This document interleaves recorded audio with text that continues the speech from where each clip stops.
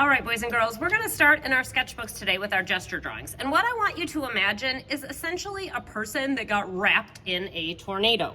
So this is the head of my person. I'm using a tornado swirl-like line that looks like it's almost going around somebody's head. Now I'm going to make their neck.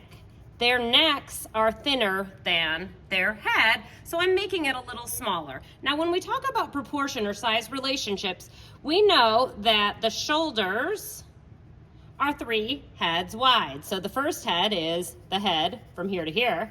Then it goes out wide on that side and another head wide on that side. So I have head, neck, and shoulders. Great, so here's my first head, here's my second head. Then I'm gonna measure, there are 2 more heads in the body. We learned the body's about 7.5 heads tall. And I'm gonna tornado down to here. This is about where the pants and the shirt meet each other. Okay, now I need legs, so I'm going to make this 2 separate tornadoes. Legs only have one spot where they can bend, and that's the knee. So I'm gonna make like a little circle here to represent the knee, and then the calf goes straight, and then the foot.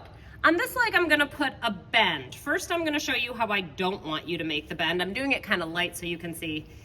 This leg here looks like it just kind of bends, like it has no bone in it. When a leg bends, it doesn't bend everywhere. It bends at the knee. So it goes straight out in the thigh, no broken thigh bones, thank you.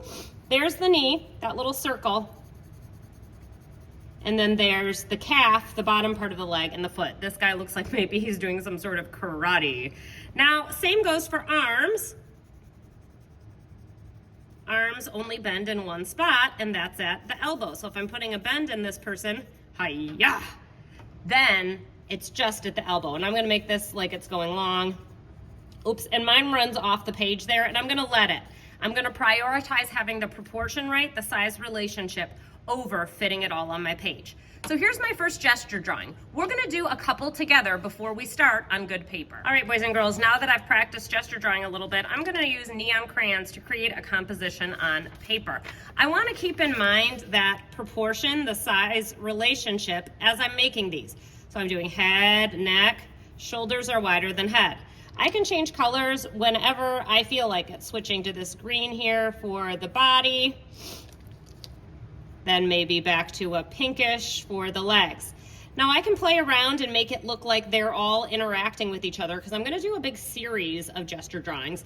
Like maybe this is a soccer game, maybe this is a karate class, maybe this is a group of people dancing. But you're going to be telling me about multiple people in motion from your gesture drawing. Now, the cool thing about these are we are using a material that glows in the black light. So during our art show, these will be going into the glow gallery. I want this person to look like he's standing on his hands. So instead of drawing upside down, I'm gonna do something silly. I'm gonna put my paper upside down. So here's my person's head, neck, shoulders, and body. Then I'm gonna do legs. And then at the end, I'm gonna go back in and add their arms. And since this person's doing like essentially a handstand, their arms are straight.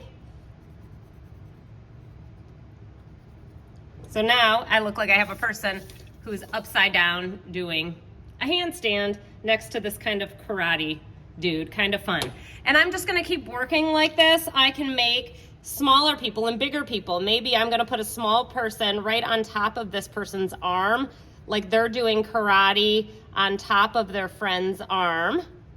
So he's going hi-ya, doing karate on his arm there, paying attention to those body proportions and making sure that I am making things the appropriate size. I can add details or clothes. Maybe I've decided this one wants to be wearing a skirt and has a bow in her hair. Maybe I'll make a disco ball like they're dancing at a big party. So I'm making a circle, then doing this kind of cross-hatching pattern. And then I think I'm just gonna color the different squares with different colors.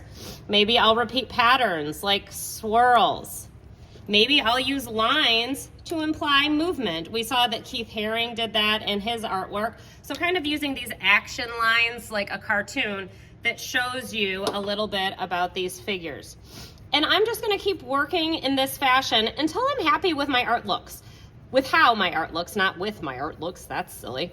I want you to make sure you use a lot of glow materials. The more crayon and the less white you have on your paper, the better. So I'll make a few more gesture drawings and then I will come back and show you how I'll wrap this up. Now my paper has lots of drawings and I'm just going to use these neon crayons to add more details, little action lines around my paper, maybe some more patterns. I made kind of like a dance floor down here for fun. And then when you're done, maybe even taking a crayon and kind of shading in the space around. The reason is everything that's white will not glow. Everything that has one of these crayons on it, as you can see, will start to glow. So the more color you have on these, the better, because that means they will glow more in our art show. All right, guys, awesome work. Loving these glow gesture drawings.